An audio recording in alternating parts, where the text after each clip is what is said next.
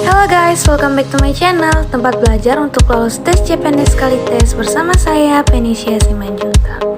Pada video kali ini, kita akan membahas soal TKP HOTS, Teknologi Informasi dan Komunikasi, yang muncul pada soal tes CPNS tahun 2021. Jadi teman-teman, jangan lupa untuk simak videonya dari awal sampai akhir ya. Seperti biasa, sebelum kita masuk ke soal, kita belajar sedikit teori terlebih dahulu. Tes karakteristik pribadi dengan tema teknologi informasi dan komunikasi memiliki tujuan untuk menguji apakah peserta tes mampu memanfaatkan teknologi informasi secara efektif untuk meningkatkan kinerja. Sekarang teman-teman sudah tahu tujuan dari tes ini, kita masuk untuk membahas soal. Soal yang pertama, untuk lebih menjaga privasi dan keamanan dalam menggunakan media sosial, yang seharusnya Anda lakukan yaitu... Teman-teman jawab terlebih dahulu. Baik, kita selesaikan bersama-sama. A. Menggunakan fitur login notifikasi. B. Mengganti password secara berkala. C. Tidak menggunakan media sosial untuk urusan pribadi. D. Tidak mengklik tautan yang tidak dikenal. E. Tidak mengunggah informasi pribadi ke media sosial. Jawaban yang paling tepat adalah E. Tidak mengunggah informasi pribadi ke media sosial. Mari kita analisis secara bersama-sama. Privasi kita akan bocor melalui media sosial jika memang kita sendiri yang mengunggah informasi pribadi tersebut ke media sosial. Sehingga agar privasi dan keamanan lebih terjaga, maka informasi pribadi tersebut seharusnya tidak kita unggah ke media sosial. Maka jawaban yang paling tepat, tidak mengunggah informasi pribadi ke media sosial. Untuk jawaban lain, untuk opsi A dan B memang tepat untuk menjaga privasi kita, namun masih tetap saja ada celah bagi orang lain untuk mengetahui password kita. Misalkan, ketika kita membuka akun kita, ada orang yang diam-diam melihat password kita, maka dia bisa meretas akun yang kita miliki. Jadi poinnya adalah 4 dan 3. Untuk opsi C, tidak menggunakan media sosial untuk urusan pribadi, poinnya 2. Untuk zaman sekarang ini media sosial itu sangat diperlukan ya teman-teman, terutama untuk mendapatkan akses informasi yang sangat banyak dari seluruh penjuru dunia, pokoknya untuk yang bersifat positif. Untuk opsi D tidak berhubungan dengan yang diberikan oleh soal, jadi poinnya hanya 1. Poin tertinggi ada pada opsi E, tidak mengunggah informasi pribadi ke media sosial. Baik teman-teman, kita masuk ke soal yang kedua. Seperti biasa teman-teman jawab terlebih dahulu baru kita bahas bersama. Baik, kita bahas bersama-sama. Dalam keseharian di kantor, Anda bekerja di kantor perbankan yang cukup terkenal di daerah tempat tinggal Anda. Kantor perbankan tersebut menerapkan sistem absensi online yang merupakan perubahan dari sistem absensi manual sebelumnya. Sistem absensi online tersebut dilengkapi dengan kamera yang digunakan untuk memoto wajah para karyawannya. Namun, kebanyakan karyawan kesulitan saat melakukan absensi karena letak kamera yang kurang sesuai dan pencahayaan yang kurang. Sikap Anda: A. Tidak melakukan absensi karena menyusahkan karyawan. B. Tetap melakukan absensi manual dan akan melakukan absensi online setelah sistem diperbaiki. C. Tidak melakukan absensi karena atasan dan rekan kerja tahu kalau saya selalu berangkat kerja. D. Melakukan absensi online dan mengusulkan agar sistem absensi online diperbaiki kembali agar benar memudahkan penggunaannya. E. Mengusulkan untuk kembali ke sistem absensi manual. Jawaban yang paling tepat adalah D. Melakukan absensi online dan mengusulkan agar sistem absensi online diperbaiki kembali agar benar-benar memudahkan penggunaannya. Mari kita analisis bersama. Opsi D adalah opsi yang paling tepat karena menunjukkan sikap Anda yang beradaptasi dengan perubahan teknologi.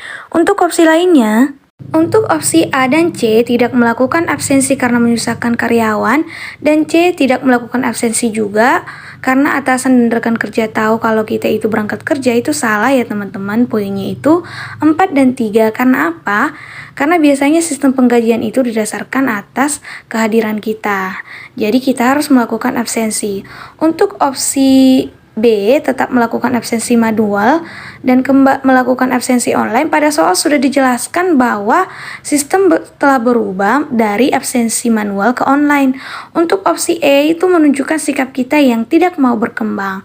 Karena pada opsi E dikatakan bahwa memilih untuk mengusulkan kembali ke absensi manual. Padahal jelas-jelas kalau untuk soal ini, untuk teknologi informasi komunikasi menginginkan adanya perubahan dan adaptasi terhadap teknologi. Maka jawaban yang paling tepat adalah opsi D. Kita masuk ke soal yang ketiga. Malam ini Anda bersama anggota keluarga berkumpul untuk makan bersama. Salah satu di antaranya menggunakan gawai sebentar untuk menjelajahi teknologi informasi pada gawainya, seperti WhatsApp, Line, Twitter, Instagram. Sikap Anda terhadap ilustrasi di atas: A. Membiarkannya karena itu suatu hal wajar untuk bersosialisasi dengan rekan di dunia maya. B.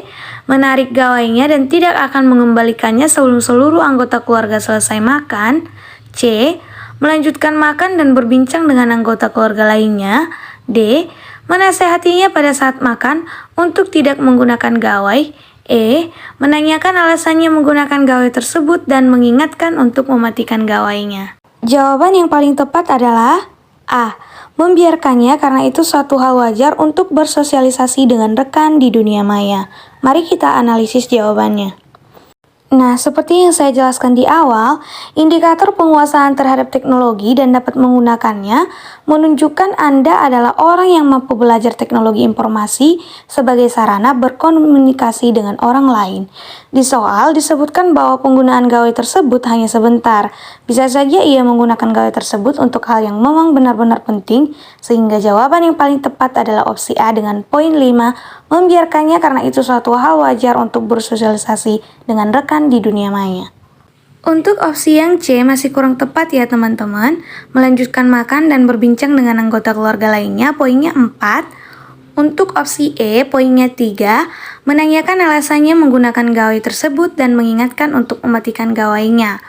Untuk opsi D, menasehatinya pada saat makan untuk tidak menggunakan gawai, 2 poinnya. Opsi B memiliki poin yang paling rendah yaitu 1, menarik gawainya dan tidak akan mengembalikannya sebelum seluruh anggota keluarga selesai makan, merupakan perbuatan yang kurang sopan ya teman-teman.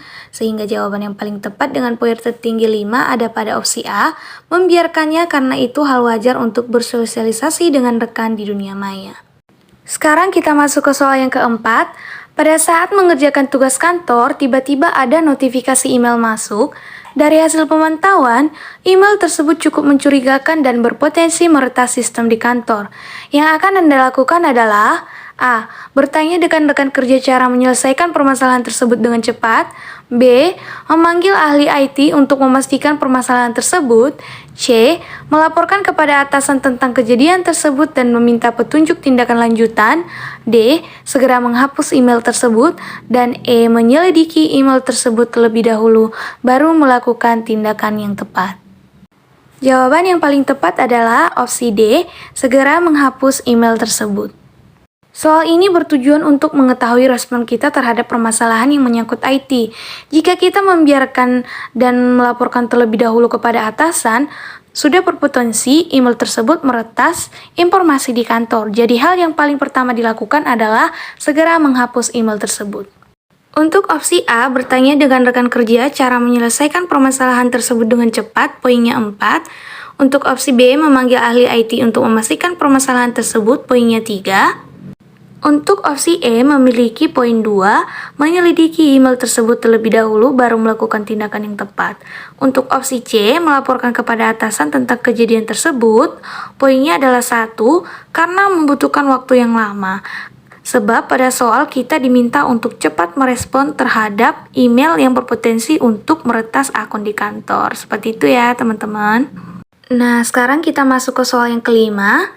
Kepala pimpinan di tempat kerja Budi telah diganti setelah yang sebelumnya pensiun. Kepala pimpinan barunya ini jauh lebih disiplin dan tegas dari yang sebelumnya. Beliau juga menambah peraturan-peraturan di kantor menjadi lebih ketat.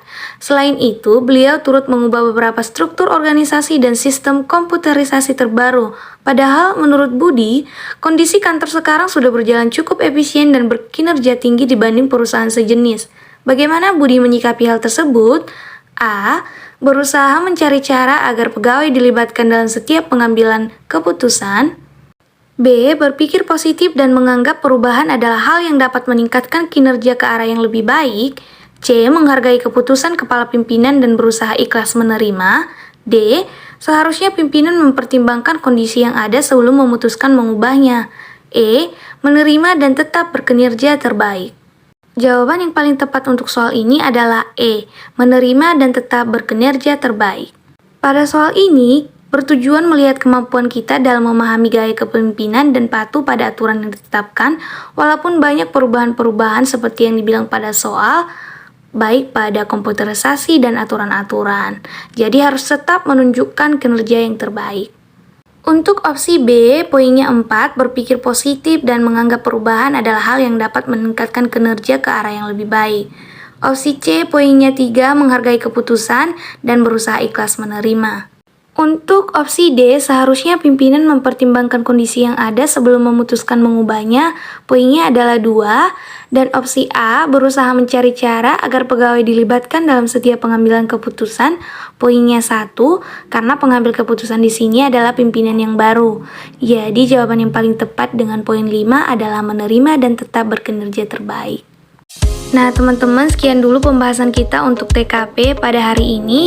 Jangan lupa untuk like, komen, dan subscribe serta nyalakan lonceng notifikasi untuk mendapatkan info-info terbaru dan belajar bersama CPNS tahun 2023. Terima kasih.